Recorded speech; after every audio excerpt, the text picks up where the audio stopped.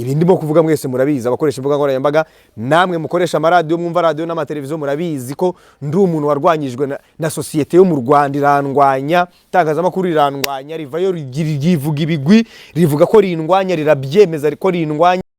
Guys, murabyumva rero nk'uko Yago agenda abyivugira, nk'uko namwe mubyumvishe, nk'uko byagiye bivugwa henshi cyane hano mu Rwanda, nk'uko bagiye bagenda bamusebye bavuga ati weho uvuga cyangwa se uririmba uri kujwigira, cyangwa se bagenda bavuga ati wowe Yago impano yo kuririmba ntabwo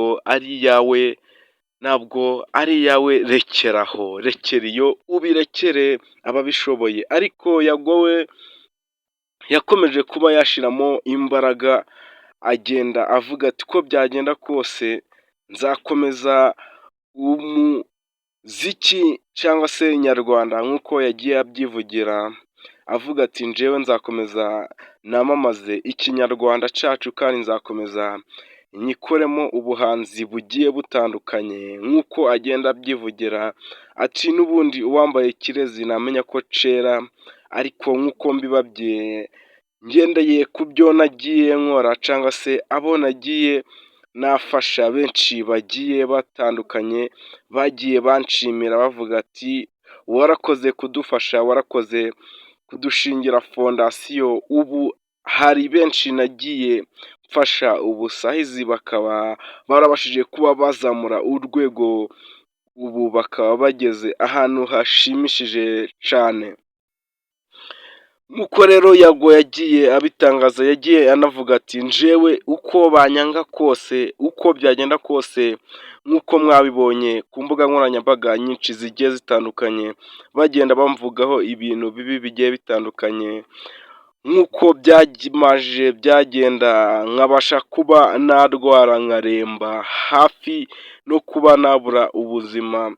Nahisemo rero kuba nafata icyemezo nkaba nahunga abanzi banje, n'ubundi uko byagenda kose ico uzaba co muragendana, kandi uko byagenda kose ibyawe naho bija, nubwo ubiharanira ariko Imana ishiraho uruhare runini cyane.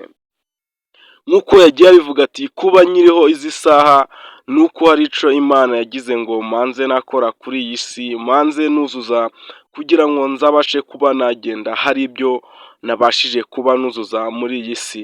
Nk'uko yagiye abivuga ati nzakorera mu Burundi, Amerika, Tanzania n'ahandi henshi hagiye hatandukanye mu gihugu cyangwa se ku isi hose nzahakorera, ariko mu Rwanda ho wapi, naciye ukubiri naho bitewe na sosiyete iri mu Rwanda, bitewe n'imishiha iri mu banyarwanda, cyane cyane uruganda rw'ubuhanzi rwo rurarenze, cyangwa se rurimo abanzi benshi bifuza ko wakomeza kuba wabakorera ku nyungu zabo gusa, wowe ntubashe kuba wabonamo inyungu zigiye zitandukanye.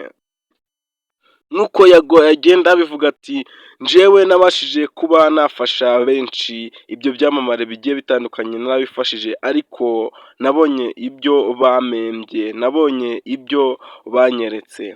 Ariko Yago yakomeje kuba yashimira abakunzi be bagiye batandukanye, ubwo harimo The Ben ndetse na Safi Madiba. Yabashije kuba yabashimira avuga ati muri abantu b'abagabo, muri abantu bavugisha ukuri, muri abantu bashoboye, kandi muri abantu bashoboye kuba bagirira akamaro igihugu, dore ko anagenda avuga ati byibura mu Rwanda abo nibo nshobora kuba navuga ati aba bantu uko biri barashoboye, cyangwa se ni abanyakuri barizewe cyane.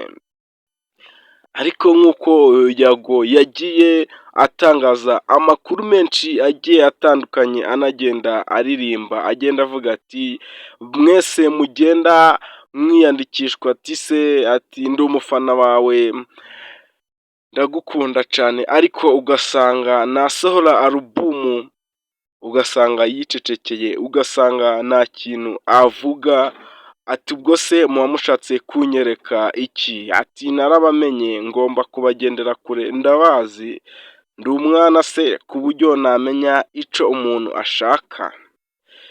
Rero nshuti twakomeje kubana muri iki kiganiro, mwibutsa ko nimba utarakora subscribe yikore kugira ngo ibindi biganiro byiza bize bibageraho ku gihe.